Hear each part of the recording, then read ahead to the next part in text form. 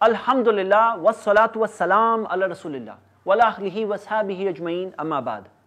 میرے بھائیوں اور بہنیں، ہم سب دیکھ رہے تھے آخری سفر جنازہ ٹریننگ پروگرام۔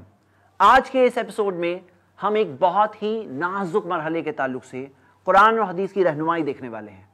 اگر آپ میں سے، ہم سب میں سے کسی کے ساتھ ایسا ہو کہ کسی شخص کا ہمارے سامنے انتقال ہو رہا ہے، تو اس وقت پر ہمیں کیا کرنا چاہیے اور کیا بالکل نہیں کرنا چاہیے، تو وہ چیزیں ہم دیکھیں گے۔ اور یقیناً یہ ایک بہت ہی نازک اور اہم وقت ہوتا ہے۔ اللہ کے رسول صلی اللہ علیہ وسلم نے فرمایا انما الاعمال بالخواتیم، اعمال کا دار و مدار خاتمے پر ہے۔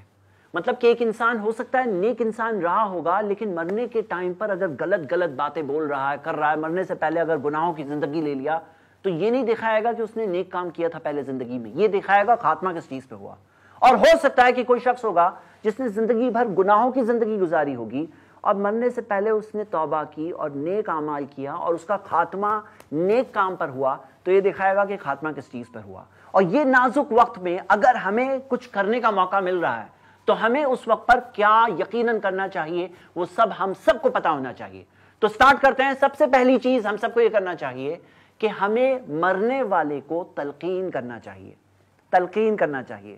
ہمیں حدیث ملتی ہے صحیح مسلم میں، پیارے نبی محمد صلی اللہ علیہ وسلم نے فرمایا لقنوا موتاکم لا الہ الا اللہ، اپنے مرنے والوں کو تلقین کرو لا الہ الا اللہ۔ یقیناً یہ تلقین پیار سے، عزت سے، محبت سے، نرمی سے، اچھے طریقے سے ہونا چاہیے۔ ہمیں تلقین کرنا چاہیے کہ کہیے لا الہ الا اللہ، لا الہ الا اللہ۔ تو لا الہ الا اللہ کی تلقین کرنا چاہیے مرنے والے کو، یہ بہت اہم بات ہے۔ نمبر 1، لوگ اس بارے میں بالکل اپوزٹ بات کہتے ہیں۔ لوگ کہتے ہیں نہیں، تلقین نہیں کرنا چاہیے۔ کیوں؟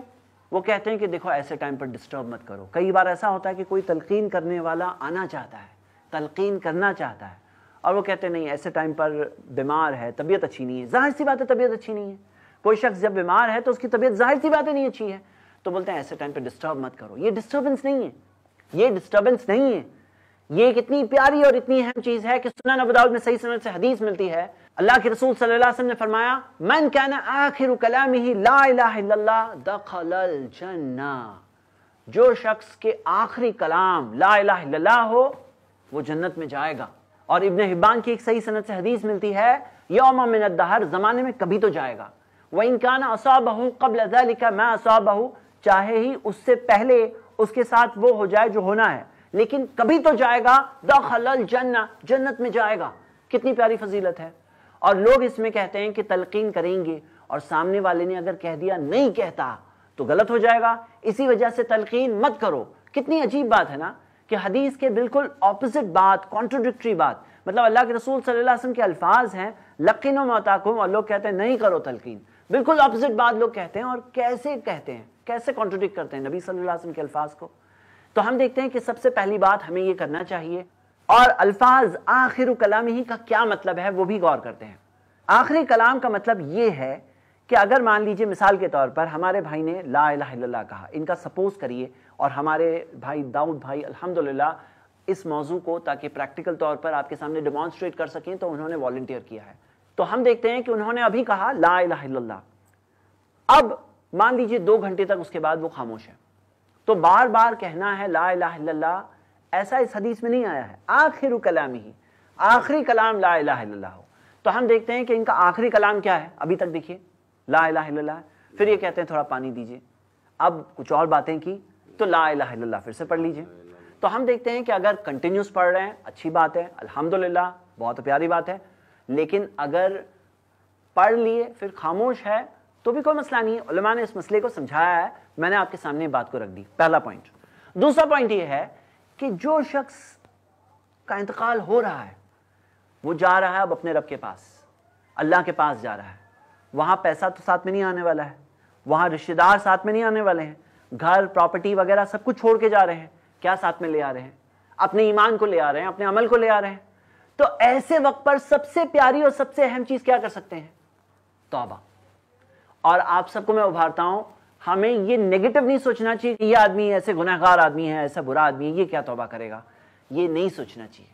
اللہ کے رسول صلی اللہ علیہ وسلم سے ہم نے یہی سیکھا۔ نبی صلی اللہ علیہ وسلم نے اپنے چچا ابو طالب کو تلقین کی نبی صلی اللہ علیہ وسلم ایک یہودی بچے کے پاس تک گئے تھے، اس کے موت کا وقت تھا، اور اس سے کہا اسلم، اسلام لے آؤ، اور وہ بچہ دیکھنے لگا اپنے والد کی طرف، تو اس کے والد نے کہا کہ جو ابو القاسم کہہ رہے ہیں وہ کر لو، تو وہ بچے نے اسلام قبول کیا، اور اللہ کے رسول صلی اللہ علیہ وسلم نے فرمایا الحمدللہ الذی انقذہ بی من النار، اللہ کی تعریف جس نے اس بچے کو میرے ذریعے جہنم کی آنکھ سے بچایا۔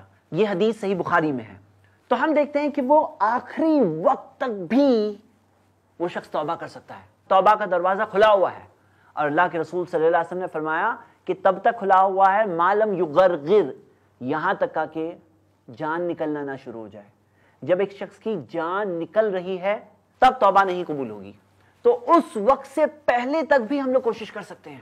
تیسری بات جو میں نے پچھلی ایپیسوڈ میں بھی کہا تھا کہ اللہ کے رسول صلی اللہ علیہ وسلم نے فرمایا اذا حضرتم المریض او المیت فقولوا خیرا، جب تم کسی مریض کے پاس موجود ہو، کسی میت کے پاس موجود ہو، تو صرف اچھی باتیں کرو۔ فإن الملائکۃ یؤمنون علی ما تقولون، کیونکہ فرشتے جو کہتے ہیں لوگ اس پر آمین کہتے ہیں۔ اس جگہ پر آپ جہاں ہے ایسے تو بری باتیں کہیں بھی نہیں کہنا چاہیے، لیکن جب مریض کے پاس موجود ہے، میت کے پاس موجود ہے، تو وہاں پہ فرشتے آمین کہتے ہیں۔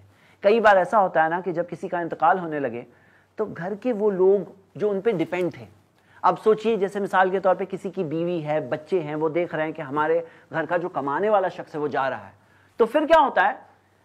رونا شروع کر دیتے ہیں، چلانا شروع کرتے ہیں کہ ہم تو برباد ہو گئے۔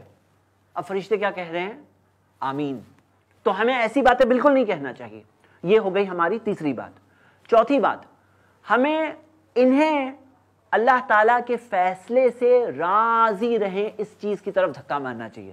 صحیح مسلم کی حدیث ہے، پیارے نبی محمد صلی اللہ علیہ وسلم نے فرمایا عجبا لامر المومن، مومن کا معاملہ کتنا عجیب ہے، ان امرہ کلہ خیر، اس کے لیے ہر حال میں خیر ہے، ہر حال میں خیر ہے۔ ولیس ذاک لأحد الا للمؤمن، وہ کسی کے ساتھ نہیں ہے، صرف مومن کے ساتھ ہے۔ ان اصابتہ سراء، اگر خوشی آئے، شکر فکان خیر لہ، وہ شکر کرتا ہے، وہ اس کے لیے اچھا ہوتا ہے۔ وَإِنْ أَصَابَتْهُ ضَرَّاء، اگر پریشانی آئے، صبر فکان خیر لہ، وہ صبر کرتا ہے، وہ بھی اس کے لیے اچھا ہوتا ہے۔ تو اللہ کے فیصلے سے خوش رہیں۔ اور ایک حدیث پچھلی ایپیسوڈ میں بھی آئی ہے، اتنی اہم بات ہے اسی وجہ سے میں پھر سے دہرا رہا ہوں۔ نبی صلی اللہ علیہ وسلم نے فرمایا لا يموتن احدکم، تم میں سے کوئی بھی ہرگز نہ مرے الا ویحسن باللہ الظن، سوائے یہ کہ اللہ کے بارے میں اچھا گمان قائم کیا ہوا ہے۔ اس حال میں جائیں، جب دنیا سے جائیں تو اللہ کے بارے میں اچھے خیالات کے ساتھ جائیں، اچھے گمان کے ساتھ جائیں، اور ہم سب جیسے کہ ذریعہ بن سکتے ہیں۔ اگر آس پاس والے بری باتیں کہہ رہے ہیں تو ان کے اوپر ایک برا اثر آ سکتا ہے، کیونکہ انسان کمزور ہوتا ہے، انسان پر ماحول کا اثر آتا ہے۔ ہمیں اچھا ماحول بننا چاہیے، برا ماحول بالکل نہیں بننا چاہیے۔ اگلی اس وقت پر کیا چیز اہم ہے؟ ایک اور اہم بات یہ ہے کہ جن کا انتقال ہو رہا ہے ان کے کچھ قرض باقی ہیں، کیا ان کے کچھ حق ہے جو ادا کرنے باقی ہے؟ آپ کو پتا ہے اللہ کے رسول صلی اللہ علیہ وسلم نے فرمایا، سنن ابن ماجہ میں صحیح سند سے حدیث ہے، نفس المومن معلقۃ بدینہ حتی یقضی عنہ، مومن کا نفس لٹکا ہوا رہتا ہے اس کے قرضے کی وجہ سے، یہاں تک کہ وہ قرضہ ادا نہ ہو جائے۔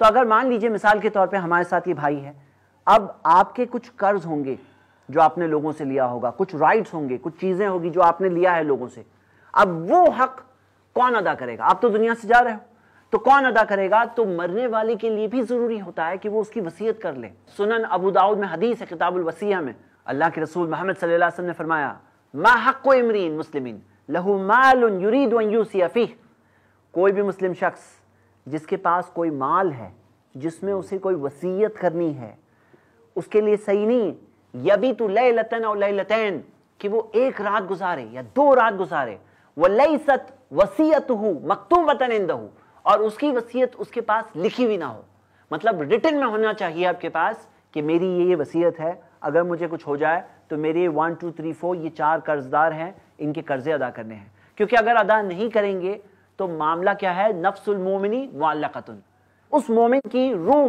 معلق ہو کے ہینگنگ ہوگی حالت برزخ میں۔ تو ہم دیکھتے ہیں کہ یہ چیز زندگی میں نہیں بتائے تو ابھی بتا دینا چاہیے کہ بھئی بچوں کو بتا دو، وارثوں کو بتا دو۔ ہوتا کیا ہے، وارث انتقال کے بعد پراپرٹی آپس میں تقسیم کر دیتے ہیں، یہ نہیں سوچتے ہیں کہ کس کا قرضہ باقی ہے، کس کا کیا حق باقی ہے، کس کا کیا رائٹ باقی ہے، وہ پہلے ادا کریں۔ وہ ادا کرنا لازم ہے